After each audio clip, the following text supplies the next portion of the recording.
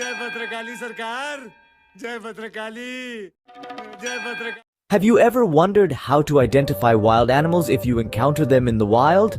Today, we'll delve into the intriguing world of wildlife, guided by the humorous and insightful poem How to Tell Wild Animals by Carolyn Wells. This poem, crafted with a blend of wit and wisdom, serves as a unique guidebook, helping us recognize various wild animals, especially those native to the jungles of the East. It's a journey through the wild, with each stanza introducing us to a different beast and its unique characteristics. In the first stanza, we meet a formidable creature, the Asian lion. Wells describes this majestic beast as large and tawny. But how do we recognize it? Here's where the poet's humor comes into play. Wells suggests that if this large and tawny beast roars at you so fiercely that you feel like you're dying, well, then you've just met an Asian lion. It's a humorous yet pointed way to depict the fearsome roar of the Asian lion. This king of the jungle has a roar so powerful it can be heard up to 5 miles away. Its roar is not merely a call, it's a statement, a declaration of its presence, its dominance. Wells makes us understand the Asian lion in a way that's both engaging and memorable. The lion's distinctive tawny color and its earth-shattering roar are unmistakable identifiers. But remember, it's not just about the physical characteristics, it's also about the feeling, the sense of awe and fear that grips you when you encounter this magnificent beast. This is the magic of Wells' poem. It's not a dry, factual guide, it's a vibrant, living journey through the world of wild animals, making us feel the thrill, the fear, the wonder of encountering these creatures in their natural habitats. So, if you're ever in the jungles of the East and you encounter a tawny beast, remember, if it roars at you, it's likely an Asian lion. Moving on to the next beast, the Bengal tiger. Can you imagine encountering this majestic creature in the wild? Let's dive into the second stanza of the poem. Our poet employs a little dark humor to describe this noble beast. Picture this: you're roaming around and you come across a wild animal. This isn't just any animal, but one that comes from a royal clan. It sports an eye-catching coat, a splash of yellow ground adorned with bold black stripes. A truly stunning sight. But hold on, there's a twist in the tale. The poet playfully suggests that you'll know this is a Bengal tiger if it decides to eat you. Yes, you heard that right. If it kills you and eats you up, then there's no doubt that you've had the pleasure of meeting a Bengal tiger. This humorous take serves to underline the raw power and natural instincts of this apex predator. It's a reminder that despite their beauty, these creatures are formidable and fearsome hunters. However, it's also a tongue-in-cheek comment on the futility of identifying a creature once it's too late. So, if you find yourself face to face with a noble beast with black stripes on a yellow ground and it decides to have you for lunch, you've met a Bengal tiger. But hopefully, you'll be able to appreciate its magnificence from a safe distance.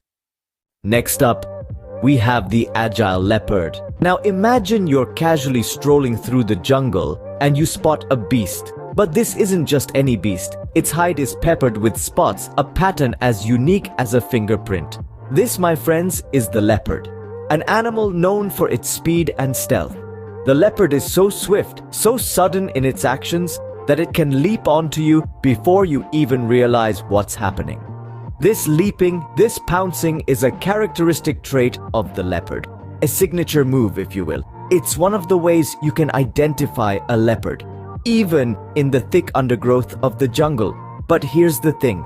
If you cry out in pain, if you roar in an attempt to scare it off, it won't do you any good. The leopard is relentless. It will keep on leaping again and again, unfazed by your attempts to deter it. It's a testament to the leopard's tenacity, its unyielding nature. So, there you have it. The third stanza of the poem paints a vivid picture of the leopard, highlighting its distinctive features and behaviors. It's a fascinating creature, one that embodies the raw, untamed spirit of the jungle. So remember, if you see a beast with a peppered hide that leaps on you, it's a leopard. Keep this in mind the next time you venture into the wilderness. After all, understanding is the first step to coexisting with these majestic creatures. Now let's delve into a slightly cuddlier creature, the bear. The fourth stanza of the poem takes us to a familiar setting, your own yard. Imagine walking around enjoying the day when suddenly you come across a creature who hugs you very, very hard. In this stanza, the poet Carolyn uses humor and a touch of absurdity to illustrate a way we might identify a bear. Now, we all know that bears don't typically wander into our yards and start hugging us. But in the world of this poem, such peculiarities are the norm. This stanza is a playful and imaginative way to depict the bear's physical characteristic, its strength, and its behavior, albeit in an exaggerated manner. The bear's hug is described as being very hard, emphasizing its strength and power. And if you're still unsure about the identity of this creature, the poet assures us that the bear will likely give you just one more caress or hug to clear up any doubts. It's a humorous and whimsical way to convey the bear's behaviors, which can indeed include hugging or holding onto things with its strong forelimbs. In a nutshell, this stanza uses humor and whimsy to paint a vivid picture of a bear. It's a fun and engaging way to learn about this magnificent animal. So, if you're ever hugged very hard by a creature in your yard, it's probably a bear. Now let's differentiate between two dangerous creatures, the crocodile and the hyena. In the fifth stanza of Carolyn Wells's whimsical poem, How to Tell Wild Animals, she introduces a novel way to distinguish between these two predatory animals. For a novice in the jungle, identifying beasts of prey could be quite a challenge, like trying to solve a complex puzzle. But don't worry, our poet offers a solution. She suggests that hyenas, known for their eerie sounds often mistaken for laughter, will be seen donning merry smiles. They have a notorious reputation in the animal kingdom, yet their distinct expression could be a giveaway. On the other hand, if you spot a creature shedding tears, beware. You might be standing in front of a crocodile. This imagery is inspired by the old fable that crocodiles weep while they feast on their prey, hence the term crocodile tears. So the poet's advice is to look out for the emotional cues. A smiling face in the wild likely belongs to a hyena, while a weeping one points towards a crocodile. But remember, both are dangerous and best admired from a distance. As we navigate through the stanzas of this poem, we learn that each animal has its unique traits, making our journey through the jungle of the East a little less daunting and a lot more fascinating.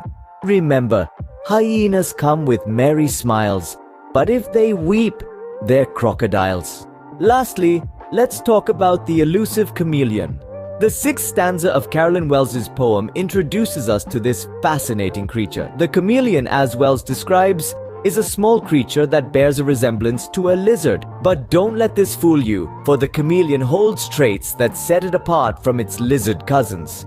The chameleon is a master of disguise, possessing the incredible ability to change its color to blend seamlessly with its surroundings. This trait makes it a creature of stealth and mystery, often unseen by the untrained eye. Wells humorously points out that it doesn't have any ears at all, nor a single wing. These physical features, or rather the lack of them, are distinguishing characteristics of the chameleon. The poet's description is not only vivid, but also insightful. It captures the essence of the chameleon, a creature that is small in size, but large in its captivating allure. Now, you may wonder how to spot a chameleon if it's so good at blending in. Well, Wells has a witty answer to that too.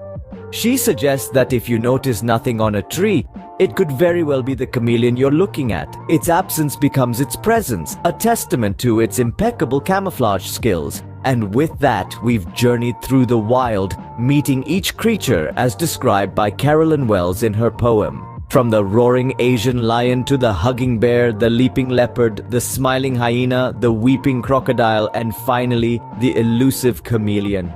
Each animal, unique in its characteristics, leaves us with a memorable impression.